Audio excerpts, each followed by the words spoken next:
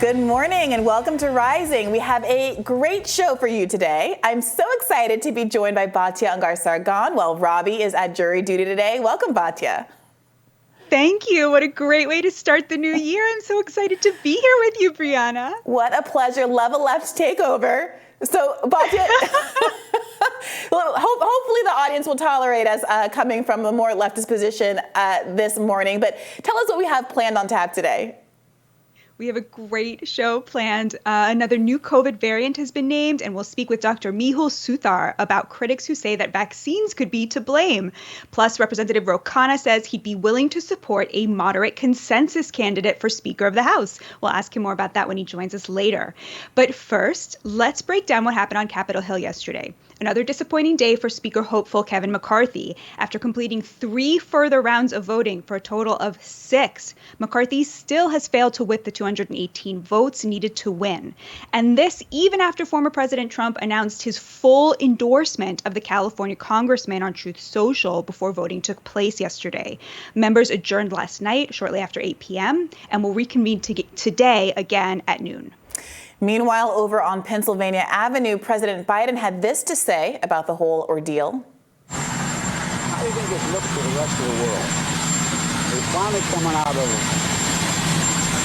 the first time we're really getting through the whole issue relating to January 6th. Things are settling out, and now, for the first time in 100 years, you can't move. I mean, I really mean it. I know you know international relations. It's not a good look. It's not a good thing. It's the United States of America, and I hope they get their act together.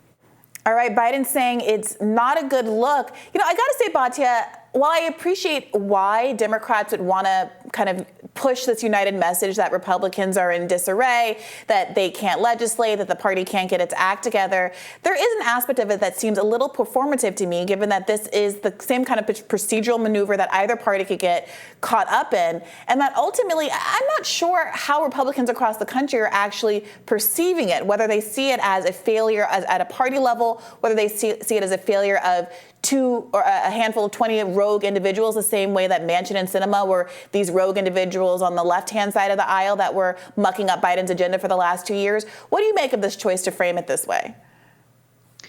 I think it's very interesting. You've been hearing there's sort of 2 ways to see it. There's a lot of people saying they're just obstructionists, right? They're just getting in the way of even the priorities that the Republican Party might have, for this new Congress. On the other hand, you have people on the left and on the right saying, no, this is supposed to happen. This is what dissent looks like. The Republicans should be proud that they have more dissent in their ranks than the Democrats. I think that the weakness in that argument is that, these 5 and then 19 and then now about 20 breakaways, they don't have any policy requests. They didn't come into this saying, hey, Kevin McCarthy, you promised you were going to, withhold funding from Ukraine. We're not going to be giving a blank check anymore. We want that as a commitment, or we're going with somebody else. They didn't come in and say, hey, the border is effectively open. We want a commitment that within the first week, we're going to see something on that. They came in only with procedural requests, only with a desire to sort of elevate their own names and to register their dissent in a sort of broad way, but without actual policy agenda items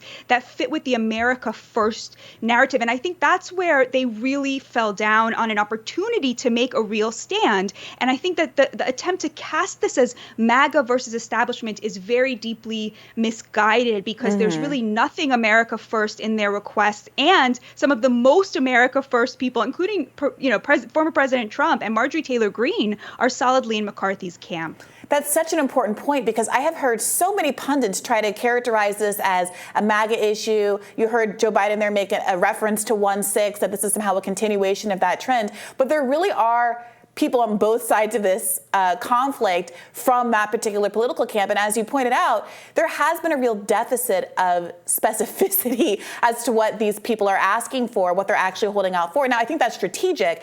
They have been asked to put things on paper by Kevin McCarthy and refused. I think that's obviously because the second they have some concrete demands, McCarthy seems pretty willing to fulfill them, like anything they ask for, just to get this show on the road. And they understand that their leverage and power comes from holding this out as long as possible. Because you're right, I don't think it's about ideology. It's about amplifying their own individual personal power within the party, which is a formidable goal. It's a reasonable goal, as I talk about in my radar a little bit. I think that it's worth making sure that your party knows that you have a credible threat for leverage going forward. However, if you want to keep the support of the American public while you're going through this, you absolutely need to say things that indicate that your entire raison d'etre isn't just self-interested. Yeah, exactly. Yeah.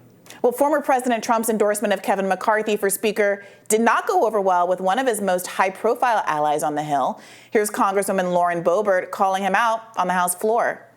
Let's stop with the campaign smears and tactics to get people to turn against us. Even having my favorite president call us and tell us we need to knock this off, I think it actually needs to be reversed. The president needs to tell Kevin McCarthy that, sir, you do not have the votes, and it's time to withdraw. And with that, I yield. Thank you. Batya, what do you make of Trump's role in all of this? I mean, I can't imagine how distressed he must be at seeing that his command that they support McCarthy didn't move a single vote. I mean, talk about sort of fading relevance. That to me was a real signal. I have to say, somebody else who likes to test his influence, Elon Musk, as well, tweeted today that they should support McCarthy again. I mean, we'll see if there's any influence there, but I don't think there will be. I think that really what this sort of draws attention to for me is I really think people misunderstood the role that Trump played in the Republican Party. It really was not so much fealty to him as it was fealty to what he represented, which was the desire of voters who have been really abandoned by both sides, white working class Americans and then increasingly working class Americans who are Black and Hispanic. He was very much a reflection of their desires with a lot of charisma and also a lot of, personal failures, right? As long as he reflected, where that working class forgotten voter was, the people who NAFTA really left behind, right? He had a lot of power. But when he became obsessed with himself, right, and January 6th really represented that, when it stopped being they stole everything from you and it started being they stole everything from me, you really started to see his influence wane. And of course, the 2022 midterm elections were, exhibit A of that as well. And I think that this is just further proof of that.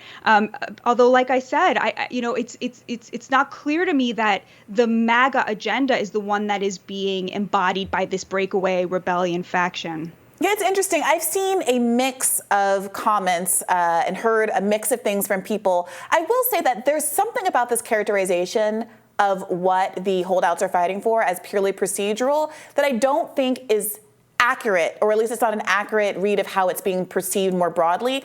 Because the fact of the matter is, if you perceive yourself as an anti-establishment figure and you see Congress as a core part of the problem of what's gone wrong in this country, the corruption of Congress, the Byzantine rulemaking, regulations that are out of hand, etc., then people just gumming up the works or asking for procedural reforms that enable them to prevent Congress from acting or to get a new speaker without all of the hoops and bells and whistles actually does seem like a genuinely substantively anti-establishment move.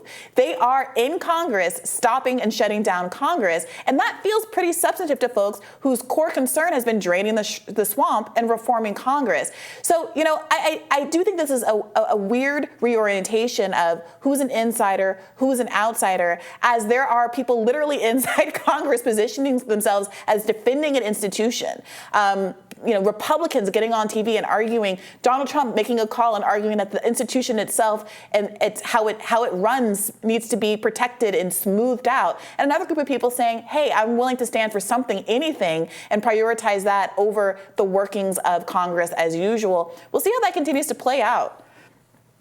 Yeah, absolutely. And I also do have to say, when they switched from nominating Jim Jordan, who's, of course, voting for Kevin McCarthy, to voting for Byron Donalds, who's a Black Republican, New York, raised in a single parent home, somebody who you would typically associate with the Democrats, but who's a very proud conservative, very proud Republican.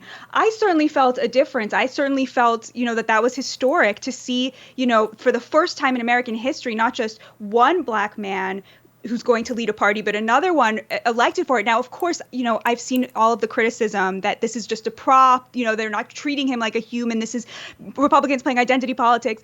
That may be the case. But in the speech in which Chip Roy nominated Byron Donalds, he also brought up funding for Ukraine. And I guess the point I would make is sometimes people do the right thing, not necessarily for the right reasons. And I have to say, I felt I was, as my people say, verklempt in that moment and seeing this historic moment. How did you think about it, Briahna?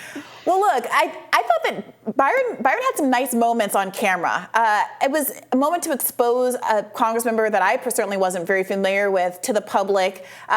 He had a little bit of a viral clip about how he wasn't going to be intimidated, how he was a big guy from New York who could handle his own. He's a HBCU grad, went to FAMU down in Florida. That's how he ended up there, I suppose, and as a representative from there. And I think that it was a good opportunity to showcase what kind of a deep bench the Republicans have on offer, even if ultimately I do think it's a performative case. So look, I think that they're maximizing the moment in a way that, again, I would like to have seen the left do back in 2021.